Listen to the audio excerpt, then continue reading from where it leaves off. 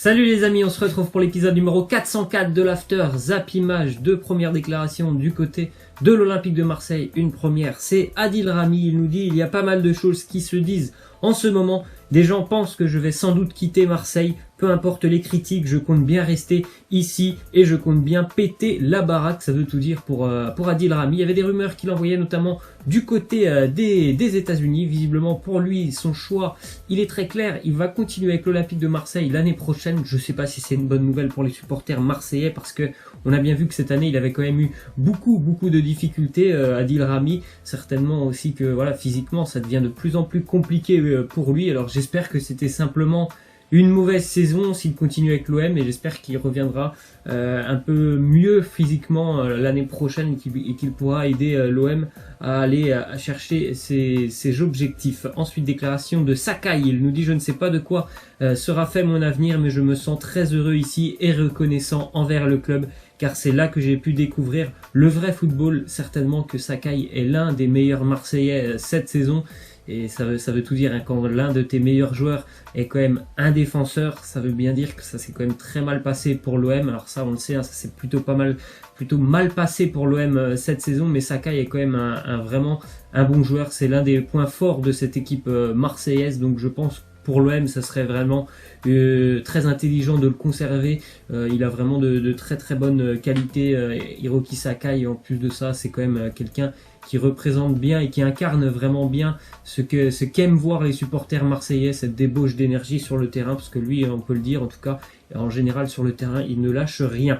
Ensuite, des infos aussi, autre info du côté de la Ligue 1, Juninho qui devrait arriver du côté de Lyon la semaine prochaine, donc pour bien évidemment préparer la future saison lyonnaise. Donc la saison lyonnaise se termine ce vendredi avec la 38e journée de Ligue 1, mais vous savez, hein, dans le football, tout va très vite. Il faut dès à présent penser à préparer le futur pour l'Olympique Lyonnais, donc avec ce nouveau directeur sportif, le nouvel entraîneur, hein, ça prendra un petit peu de temps, donc mieux vaut s'y prendre assez tôt. Ensuite, du côté de Saint-Etienne, on a vraisemblablement appris que Jean-Louis Gasset ne serait plus l'entraîneur des Stéphanois l'année prochaine. Donc beaucoup de joueurs se posent des questions. Il y a notamment Yann M'Vila qui a dit tout simplement que si Gasset partait, il allait quitter lui aussi le club. On a aussi Mathieu Debuchy qui envisage de retourner à Lille pour y terminer sa carrière. On sait qu'il a passé de nombreuses années du côté de Lille. Forcément, l'occasion elle est belle pour Mathieu Debuchy de rejoindre Lille, qui est qualifié en Ligue des Champions. Après voilà, pour le moment ce ne sont que des rumeurs.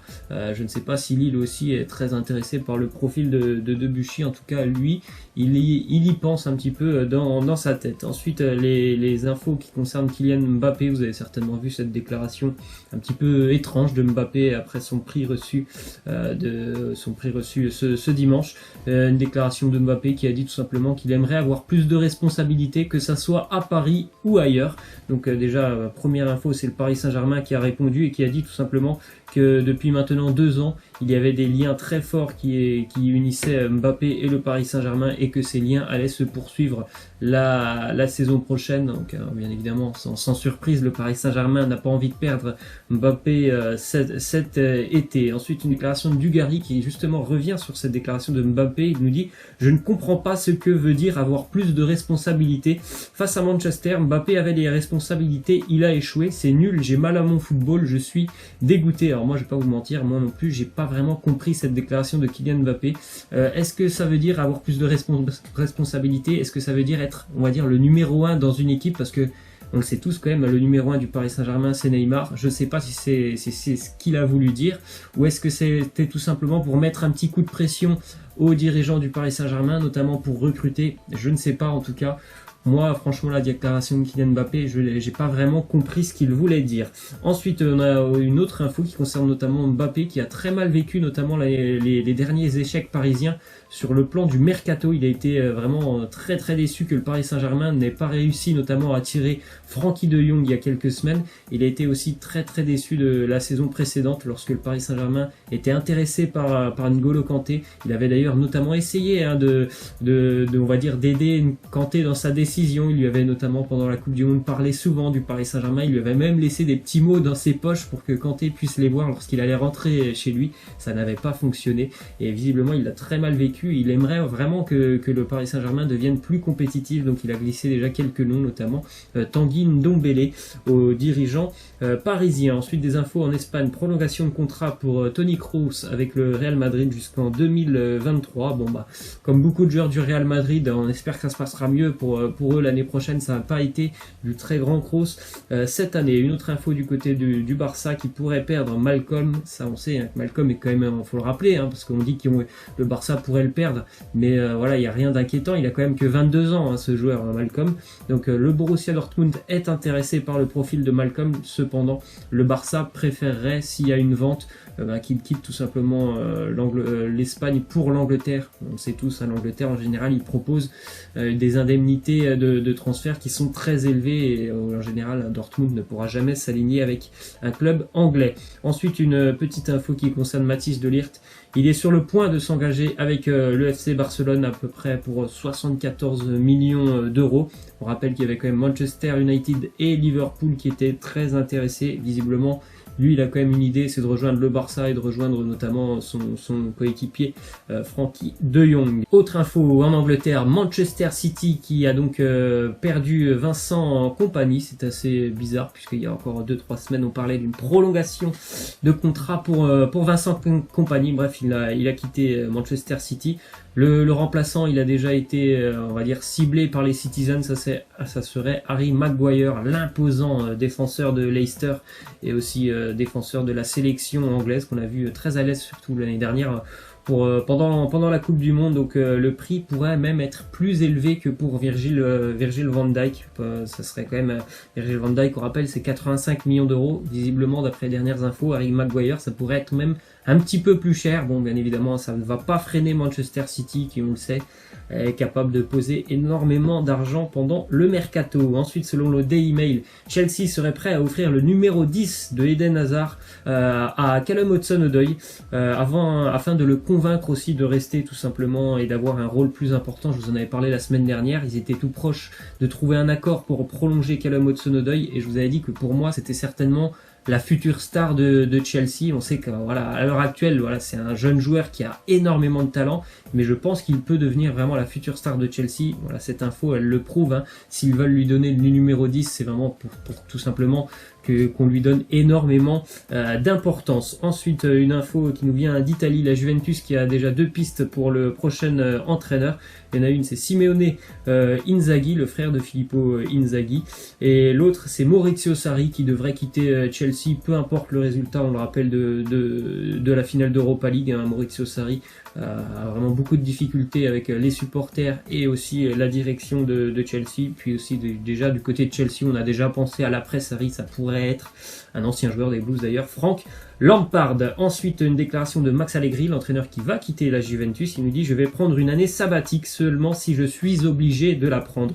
Sinon, l'idée est de retrouver un club immédiatement avec un projet convaincant. Voilà, donc peut-être que voilà, il y aura une certaine valse des entraîneurs, hein, pendant ce mercato. Il y a pas mal d'entraîneurs qui vont un petit peu bouger un peu partout en Europe. Donc peut-être qu'Allegri aura très rapidement un nouveau challenge. Ensuite, une info en Allemagne, selon Bild, Jérôme Boateng pourrait quitter le Bayern Munich. Il y a déjà un club qui est très intéressé, c'est l'Inter Milan en Italie.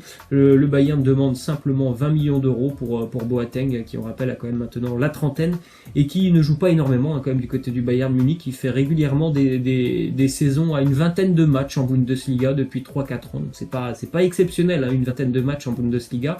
Et puis il joue pas non plus énormément en Ligue des Champions, donc peut-être un nouveau challenge pour lui du côté de l'Italie. Un petit résultat hier en Italie, la Lazio de Rome qui a été tenue en échec par Bologne 3-2 dans un match vraiment prolifique. La Lazio est bien évidemment éliminée de la course à l'Europe. Cependant, les Romains seront présents en Europa League, puisqu'on le rappelle, la semaine dernière, ils ont battu l'Atalanta en finale de Coupe d'Italie. Une belle histoire du jour, c'était ce week-end au Pays de Galles.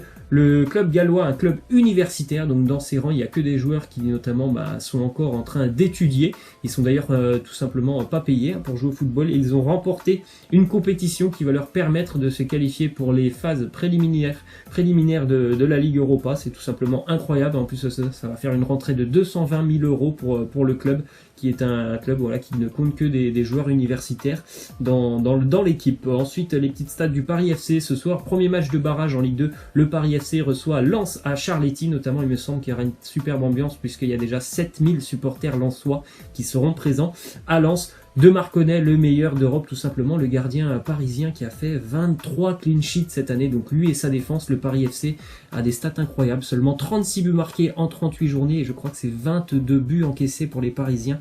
23 clean sheets pour le Paris FC sur 38 journées, c'est tout simplement incroyable. Ensuite, petite info de Aaron Ramsey qui était présent ce week-end au Juventus Stadium pour voir ses futurs coéquipiers être tenus en échec, notamment par l'Atalanta, un partout. Et on va terminer avec cette anecdote de José Mourinho sur Mario Balotelli. Moi, je l'ai déjà vu de nombreuses reprises cette anecdote, donc si vous voulez vraiment la lire, faites un petit arrêt sur image, vous allez voir, c'est très très drôle. Moi, à chaque fois que je la lis, j'essaye de m'imaginer la scène dans ma tête, et à chaque fois, je suis totalement mort de rire. Imaginez la scène, bref.